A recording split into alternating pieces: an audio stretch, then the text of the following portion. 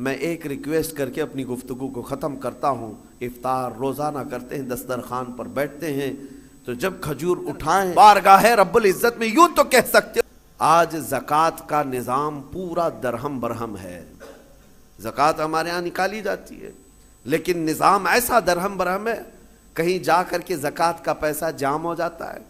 مستحقین ویسے کے ویسے ہیں. ہمارے مسجدوں کے باہر مانگنے والوں کی تعداد سال بھر میں کبھی کم نہیں ہوتی.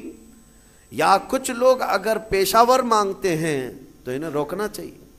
میں یہ نہیں کہتا کہ وہ صرف اور صرف غریب مستحقی ہیں, ہو سکتا ہے کچھ لوگ پیشہ بنا لیے ہوں مانگنے کو, لیکن مسلمانوں کو ان تمام چیزوں کو روکنا چاہیے. اور ہماری زکوٰۃ کا جو نظام ہے, اللہ نے سب سے پہلے قرآن میں فرمایا انما الصدقات للفقراء والمساکین.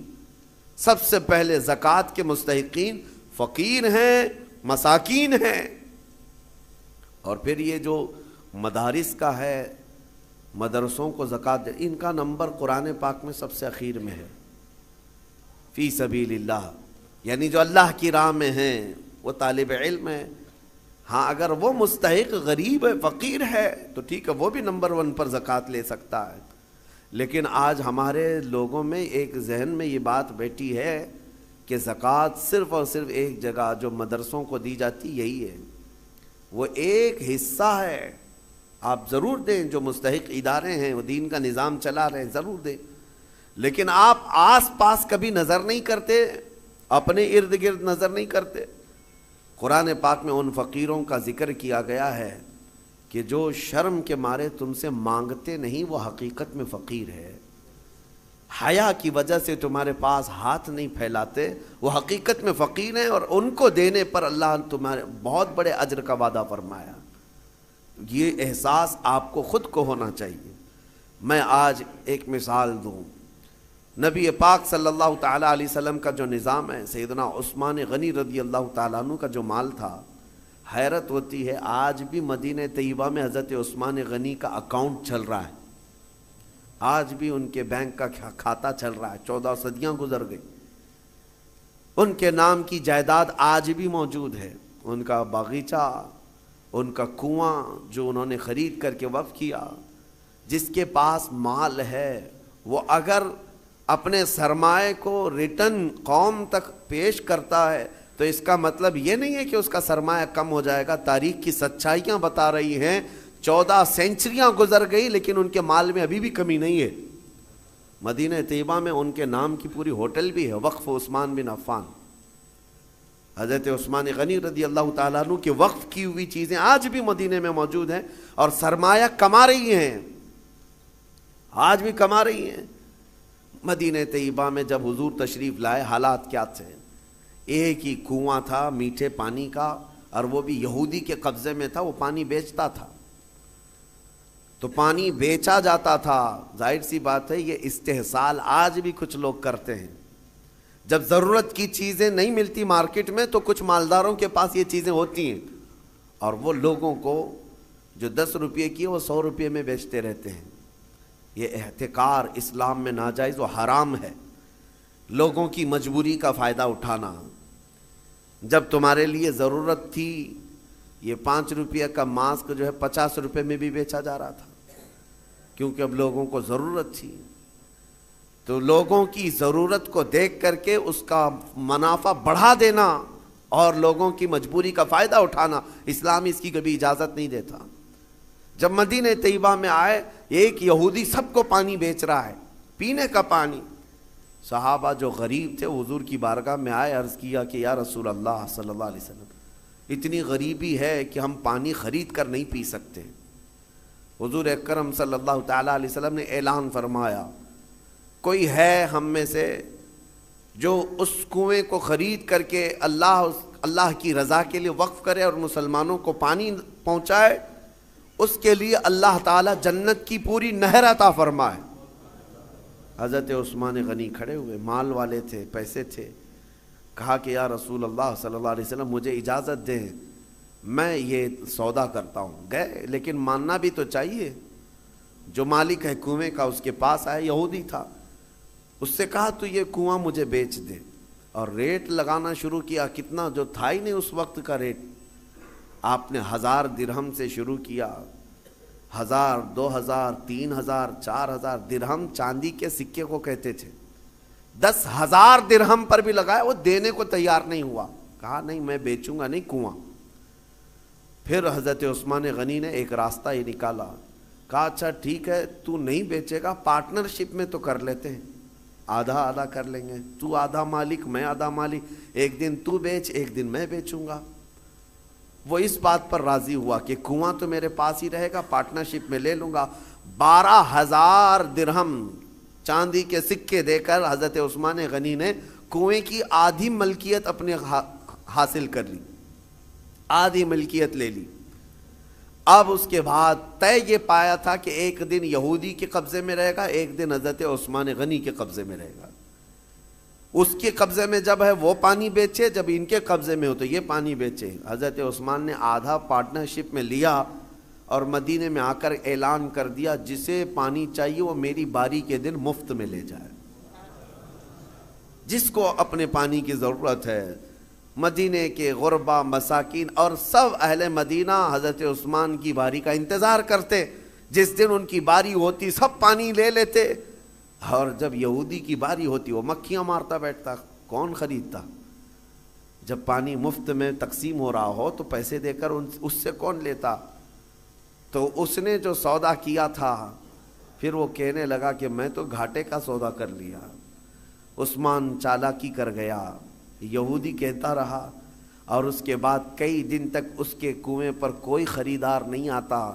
تو اب حضرت عثمان کے پاس وہ آیا اور کہا باقی آدھا بھی خرید لو، آدھے کی جو پارٹنرشپ چلا رہے ہو باقی آدھا بھی تم خرید لو۔ حضرت عثمان غنی اس وقت کہتے ہیں اب مجھے خریدنا نہیں ہے، پارٹنرشپ پہ ہی چلیں گے، آدھے آدھے پر ہی چلیں گے۔ پھر حالات یہاں آئے کہ بہت اونے پونے اس یہودی کو چند سکوں پر چند درہموں پر اپنا پورا کنواں دے کر جانا پڑا۔ حضرت عثمان غنی نے بہت مختصر سی دولت سے باقی کا کنواں خرید لیا، اور اس کے بعد بارگاہ رسالت مآب صلی اللہ علیہ وسلم میں حاضر ہوئے، عرض کرتے ہیں یا رسول اللہ صلی اللہ علیہ وسلم اس کنویں کی ملکیت مجھے پوری کی پوری حاصل ہو گئی، میں آپ کو گواہ بنا کر عرض کرتا ہوں میں اس کنویں کی ملکیت سے دستبردار ہوتا ہوں، آج سے یہ کنواں صرف اور صرف اللہ کے نام پر وقف ہو گیا۔ جسے پانی چاہیے وہ کنواں آج بھی 1400 سال کے بعد پانی دے رہا ہے، مدینے میں آج بھی موجود ہے، پورے مدینے کو پانی پلایا۔ مدینے والے جب تک رہے پانی پیتے رہے، پورے خلفائے راشدین کا دور گزرا، صحابہ تابعین کا دور گزرا، نہ جانے کتنے بادشاہوں کا دور گزرا، وہ کنواں اسی طرح موجود ہے۔ آج کے دور میں بھی جا کر کے دیکھیں، پورا ایک محلہ ہے بیر عثمان نام سے مدینے میں۔ بیر عثمان کا مطلب ہوتا ہے عثمان کا کنواں، پورے محلے کا نام ہے۔ یہ میں آپ کو یہ کہنا چاہتا ہوں، اللہ نے اگر آپ کے پاس کوئی چیز دولت عطا کی، نعمت عطا کی، اس کو اگر مخلوق خدا پر ریٹرن کرتے ہو ختم نہیں ہوتا، مولا ہمیشہ کے لیے قائم فرما دیتا ہے۔ اور قرآن میں وَأَمَّا مَا يَنْفَعُ النَّاسَ فَيَمْكُثُ فِي الْأَرْضِ، جو لوگوں کو نفع دیتا ہے وہ زمین میں ہمیشہ برقرار رہتا ہے، لوگوں کو نفع دیتا ہے وہ زمین میں برقرار رہ جاتا ہے۔ آج کے اس ظالمانہ نظام کے خلاف میں بات کروں گا۔ اقوام متحدہ UN کی رپورٹ کے اعتبار سے، ابھی پچھلے سال کی بات کر رہا ہوں، 2022 میں تقریباً 53 کنٹریز ایسی ہیں جس میں 11.5 کروڑ لوگ صرف بھوک کی وجہ سے مرے ہیں۔ 11.5 کروڑ لوگ بھوک مری، یہ دنیا کا اتنا بڑا وہ ہے۔ میں پوچھنا چاہتا ہوں یہ رپورٹ نکالنے والے وہ بڑا ادارہ ہے، وہ بڑا ادارہ ہے اقوام متحدہ UN، جن کے پاس بڑے بڑے کنٹریوں کے بادشاہ آ کر بیٹھتے ہیں میٹنگوں کے لیے، تو رپورٹ نکالنے والوں کو کیا یہ شرم نہیں آتی کہ افریقہ کے غریب بچوں کی تصویریں چھاپ دیتے ہو؟ عربوں کی سونے کی کرسی کو کبھی کیوں نہیں ہلا کر کے پوچھتے کہ تمہارا ایک لقمہ ان کی زندگی بناتا ہے؟ کیوں نہیں پوچھا جاتا؟ دنیا میں یہ نظام نہیں ہے۔ دنیا آج مالداری کے حصول میں اور کمپٹیشن میں اتنی آگے بڑھ رہی ہے، ہر کوئی مال میں کمپٹیشن کرنا چاہ رہا ہے۔ آج عربوں کی حالت بھی دیکھیں آپ جا کر، وہ اونچی بلڈنگیں بنانے میں ایک دوسرے کی دوڑ میں لگے ہوئے ہیں، کسی کو 150 منزلے کی بنانی ہے، کسی کو 200 منزلے کی بنانی ہے۔ اور ایسے ایسے پروجیکٹ پلان لوگوں کے درمیان متعارف کرانا چاہتے ہیں۔ سعودی بھی دوڑنے لگ گیا، قطر بھی دوڑ رہا ہے، یو اے ای بھی دوڑ رہا ہے، مال کی ریل پیل اتنی ہے، لیکن ان کے قریب میں یمن کے 50 لاکھ لوگ بے گھر ہیں، سیریا کے، شام کے، عراق کے، فلسطین کے بچے کھانا تو دور، بیماری میں دوا کی ایک گولی انہیں میسر نہیں ہے، وہ چھوٹی چھوٹی بیماریوں میں دم توڑ جاتے ہیں، مر جاتے ہیں۔ ہے تو امت مصطفیٰ، ان مالداروں سے سوال ضرور ہوگا، ضرور ہوگا۔ ان کے بغل میں بلکہ ان کے سائے میں وہ تمام قومیں ہیں جو چیخ رہی ہیں، لیکن کسی کی چیخ ان کے کانوں تک نہیں آتی۔ آپ جا کر کے دیکھیں، کھانا ان کے کھانے کا طریقہ یہ ہے کہ 2-4 ہاتھ بڑے برتن پر رکھ کر کے عرب اس کو فیشن سمجھتے ہیں، باقی پورا کھانا گٹر میں پھینک دیا جائے، پورا کا پورا بکرا بنایا جائے، 2-3 چمچ اس میں سے گوشت نکال کر کے باقی پھینک دیا جائے۔ یہ ہم نے اپنی آنکھوں سے دیکھا ہے، 1-2 نہیں، کئی کنٹل کی تعداد میں کھانا اس طرح پھینک کر کے بہا دیا جاتا ہے، اور ایک طرف ایک بریڈ کے لیے، ایک روٹی کے لیے سیریا میں بچے دھوپ میں دن بھر قطار لگا کر کھڑے ہوتے ہیں۔ کوئی ریلیف بانٹنے والی تنظیم آتی ہے، اور جو لوگوں سے چندہ کر کے وہاں جا کر کے لوگوں کو خیرات کرنے والی کوئی تنظیم آتی ہے، ایک گاڑی آتی ہے تو بچے ایسے جھپٹ پڑتے ہیں جیسے چیل جھپٹتی۔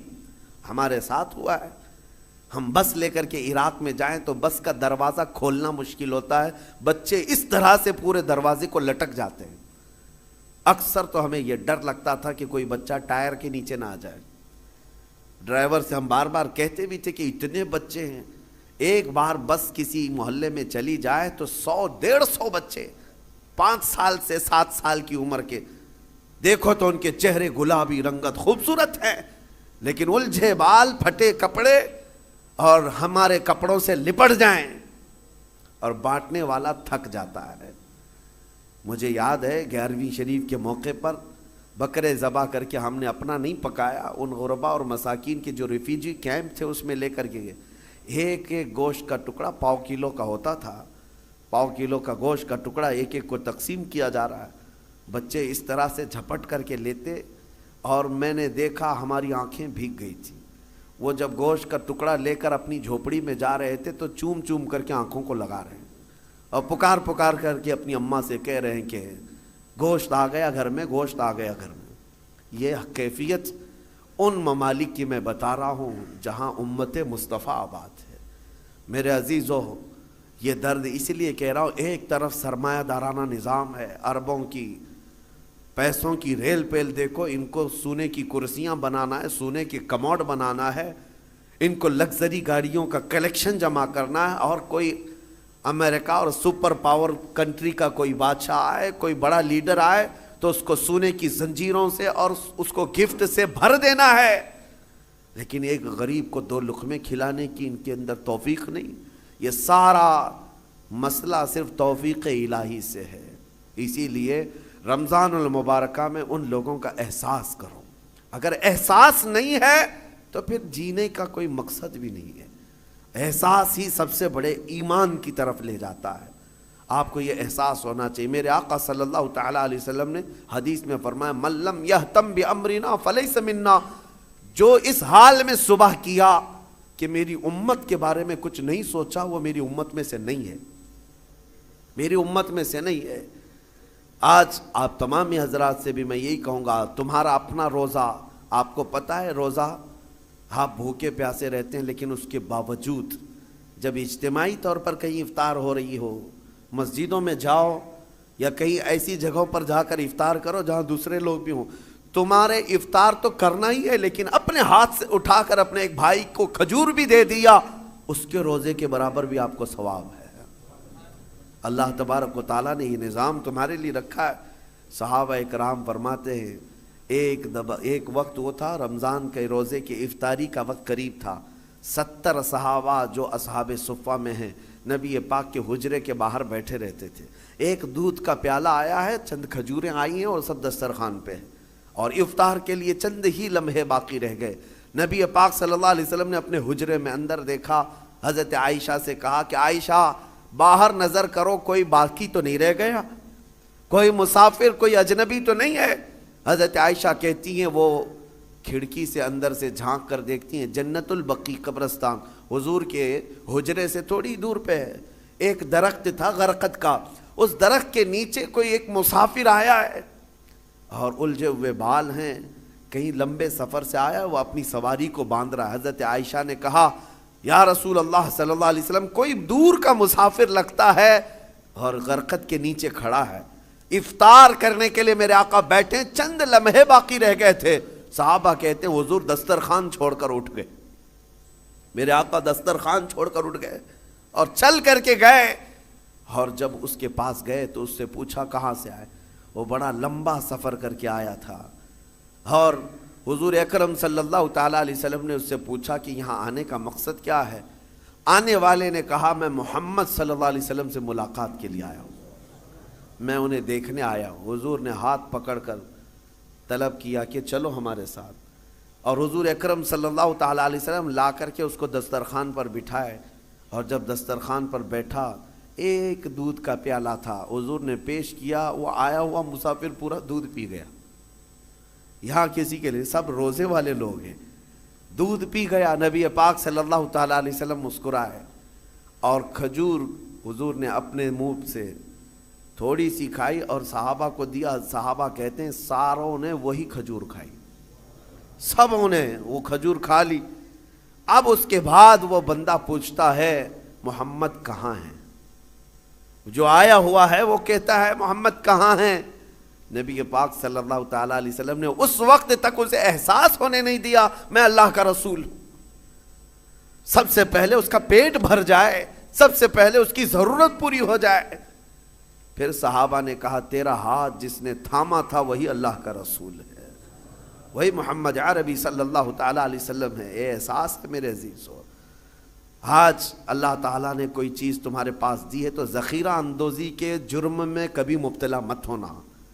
ज़ख़ीरा अंदोज़ी का मतलब ये कि ख़जाने जमा करते रहो करते रहो। कुरान कहता है वल्लज़ीना यकनिज़ूना ज़हब वल-फ़िद्दा वला युनफ़िक़ूनहा फ़ी सबीलिल्लाह फ़बश्शिरहुम बिअज़ाबिन अलीम। अल्लाह फरमाता जो ख़जाना जमा कर रहे हैं, सोना चांदी ज़ख़ीरा करो ज़ख़ीरा करो, तुम्हें जितना जमा करना है जमा करो, लेकिन उसका हक अदा नहीं किया, उसकी ज़कात ना निकाली।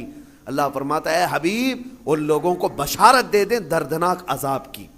यौमा युहमा अलैहा फी नारी जहन्नम फतुक्वा बिहा जिबाहुहुम व जुनूबुहुम व ज़ुहूरुहुम हादा मा कनज़्तुम लिअन्फुसिकुम फ़ज़ूक़ू मा कुन्तुम तकनिज़ून। क़यामत के दिन अल्लाह फरमा रहा है उस दिन आग तपाई जाएगी जहन्नम की, और फिर ये जो लोग ज़ख़ीरा अंदोज़ी में मुलव्विस थे उनकी पेशानियों को दागा जाएगा, उनकी पीठ को दागा जाएगा, उनके दोनों बाजुओं को दागा जाएगा, और फिर उनसे कहा जाएगा चखो ये तुम्हारा वही माल है जिसको तुम जमा करके सांप की तरह बैठे रहते थे।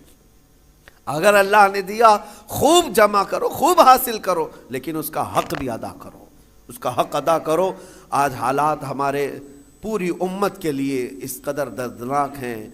मैं एक रिक्वेस्ट करके अपनी गुफ्तगू को ख़त्म करता हूँ। इफ्तार रोज़ाना करते हैं, दस्तरखान पर बैठते हैं, तो जब खजूर उठाएं, हो तो नहीं सकता, हमारी ताकत नहीं है कि हम चल करके मुल्क शाम पहुँच जाएं, चल करके अभी हम इराक़ पहुँच जाएं, चल करके अभी हम यमन चले जाएं, लेकिन दस्तरखान पर खजूर उठाकर बारगाह रब्बुल इज़्ज़त में यूँ तो कह सकते हो मौला मुझे तो नियामतें खिला रहा है, तेरे हबीब की उम्मत में छोटे बच्चे भूख से बिलक रहे हैं, ऐ अल्लाह तूने मुझे खजूरों की नियामत दी है, ऐ करीम खुदा उन पर तो अपना खाने नियामत वसी फरमा दे। मेरे हबीब की